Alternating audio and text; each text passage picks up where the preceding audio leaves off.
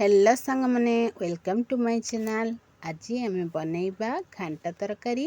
तेणु मुझे अमृतभंडा तोड़ी नहीं कखारू ता सहित मटर नड़िया ये सब नहीं जाइए ता सहित 2टी टमाटो नहीं मुझे कखार को धोई नहीं देखंतु ता सहित आम नहीं पानी कखारू को पकई देछि ता सहित मटर और सोला को पकई नहीं एठी आमे हळदी गुंड ऐड करिबा ता सहित पकेइबा। वर्तमान एको कवर करके प्रेशर रे 5 मिनिट पई सीटी देंडबा। मु बे तेजपत्र तोड़ी नेउछि। एबे आमे कड़े तेल गरम करिबा सेथिरे काटिकी रखिथिबा अमृतभंडा को भाजी। मु एठी अमृतभंडा मुताबक लूण हळदी नहीं जाइछि ताको एमती भल भाव गोले नबा को कवर करके छाड़देबा सीझा एठी आमर अमृतभंडा सीझी गलानी अधा अधि। तेणु आमे को बाहर कर नबा। आमे एबे पूर्वरु सीझेबा बसिथिबा परिबा को काढ़िबा आ सेथिरे आ किछि ऐड करिबा। देखंतु आमे एठी काढ़ी नेचु मु आनिथिबा तेजपत्र को एठी ऐड कर नेछि सेथिरे नेछि नड़िया एमिति खंड खंड करके नड़िया नेबे बहुत टेस्टी लागिबो खाइला बेले। एमिति नै सरिबा परे आमे सेथिरे पकेइबा ओ को ऐड कर नेबे तापरे कवर करके सीटी मारिबा। एबे हमर सबो परिबा सिझी गलानी आमे ताको बाहर कर नबा।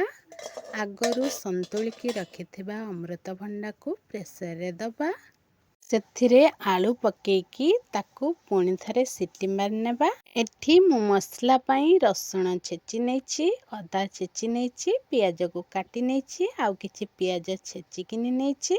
एबे आमे कड़े रे तेल गरम करिबा सेथिरे दबा पंच फुटण जीरा ताकू फुटिबा पई छाडी नेबा। एबे आमे काटिकी रखिथिबा पियाज को पकेई नेबा ताकू भल भाबरे भाजी।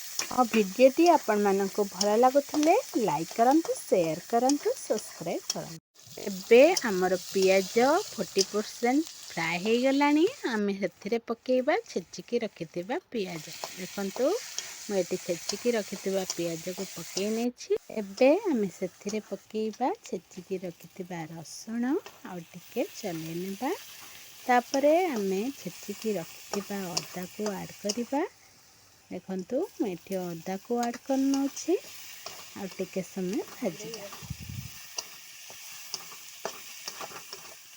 एठी हमर भाजी ही आसिलानी पियाज रसुण अदा आमे एथिरे पकेइबा गरम मसला गुंड।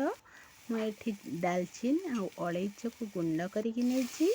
आपण माने चाहिए बाजार में मिलुथिबा गरम मसला पकई पारिबे। मते किंतु घरे तैयारी गरम मसला बहुत भल लागे। मु एठी टमाटो को पकई नेछि। मसला हमर एठी गई आसिलानी तेल छाड़ी गलानी तेणु आम एठी लंका गुंड ऐड करिबा। आपण चाहिए एठी मरीच गुंड मध्य ऐड करि परिबे।